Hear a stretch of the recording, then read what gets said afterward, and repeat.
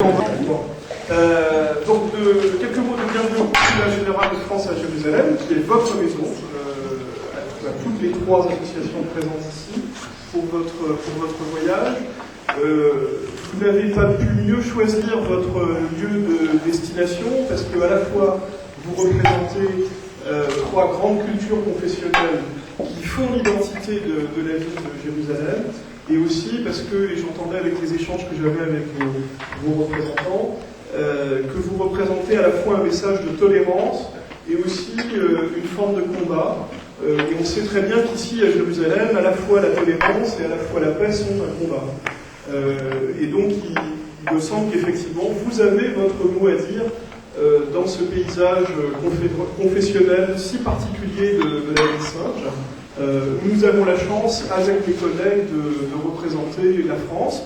Donc je précise que je représente je suis Olivier Planchon, je représente le consul général. Notre consul général est navré, il est rentré de France aujourd'hui pour quelques jours, et donc il ne peut pas être parmi vous, il a plein de trucs à rattraper en retard, mais il est ravi que nous ayons l'occasion d'échanger ce soir. Et je suis ici avec plusieurs de mes collègues qui sont tous chefs de service au consulat. Je vois Bernard en moi, je vois Damien qui s'occupe parce que l'homosexualité fait aussi partie des dimensions culturelles de la Palestine. Et donc voilà, la mission principale de ce consulat, c'est d'assurer la représentation diplomatique de la France auprès de la partie palestinienne. Nous avons une deuxième mission qui nous rend originale, c'est notre dimension religieuse. Puisque depuis François Ier, au moins, le chef de l'État français est dépositaire d'une mission de protection des chrétiens latins de Terre Sainte, et cela nous vaut donc des contacts très fréquents avec les communautés principalement chrétiennes, mais aussi musulmanes et aussi juives, sur les questions précisément de la place de la foi et de la place des communautés croyantes dans le devenir de Jérusalem et de la Palestine. Cette mission que nous avons auprès des chrétiens est redevenue très actuelle, puisque vous savez combien la place des chrétiens d'Orient est difficile dans la région.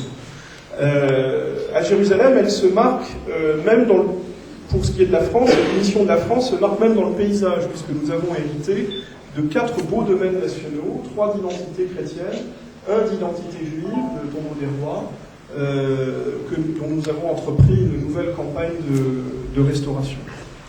Donc un consulat original par sa mission diplomatique et par sa mission religieuse, un consulat qui assume toutes les missions d'une ambassade, donc la mission diplomatique, j'en ai parlé, la mission d'assistance, d'aide au développement des territoires palestiniens, qu'incarne ici Benoît, et qui est une mission qui implique beaucoup le gouvernement français.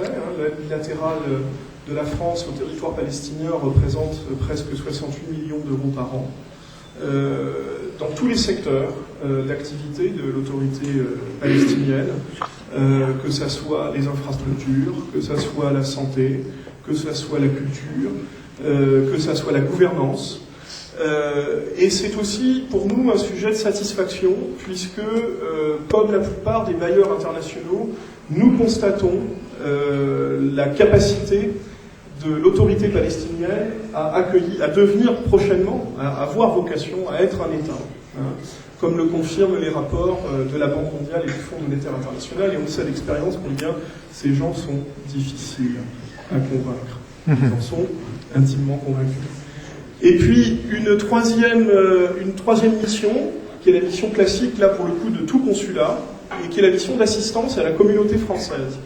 Et là on parlait tout à l'heure de dialogue entre les communautés, et cette mission d'assistance à la communauté française, eh bien, précisément, elle nous met au défi de parler à des communautés, à une communauté très particulière, qui est la communauté française de Jérusalem, c'est-à-dire une communauté qui est à la fois fondamentalement attachée à la France, mais aussi fondamentalement attachée à Israël, dans un contexte où notre communauté sait très bien que notre mission nous porte auprès des partenaires palestiniens.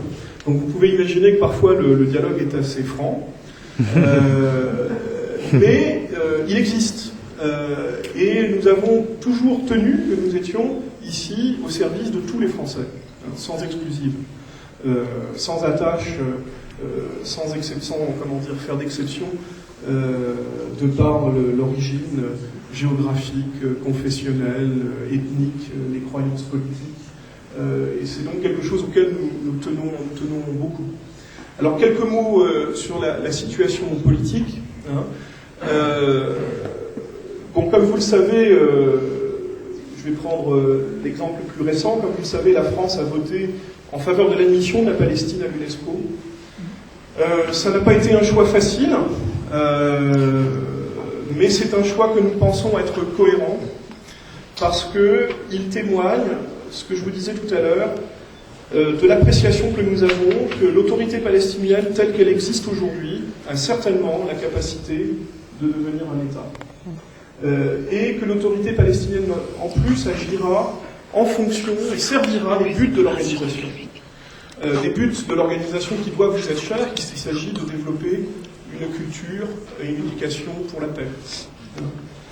Et une culture de tolérance. Ceci posé, nous avons également annoncé que nous nous abstiendrons pour ce qui est de la demande palestinienne d'admission comme membre de plein droit au Conseil de sécurité des Nations Unies. Et nous le ferons parce que nous sommes aussi convaincus, et je crois que c'est aussi votre tâche quotidienne, et vous le savez bien, que l'État palestinien n'a de viabilité que s'il vit en paix et en sécurité avec son voisin israélien, et donc que l'État palestinien ne peut naître que de négociations, qui sont vraiment, pour nous, la voie à privilégier pour assurer la paix et la sérénité de la région.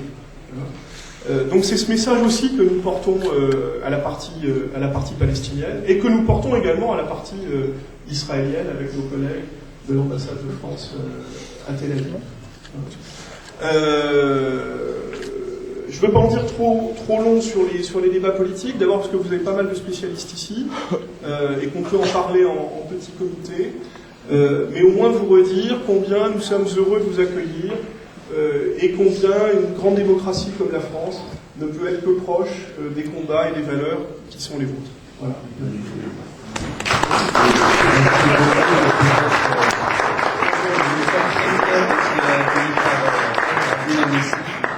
Et nous vous remercions vraiment beaucoup d'avoir pris ce temps pour préparer ce moment qui nous fait vraiment chaud au cœur après des moments très émouvants que nous avons vécu là, il y a de la chaîne juste avant. Merci infiniment, monsieur. Bienvenue.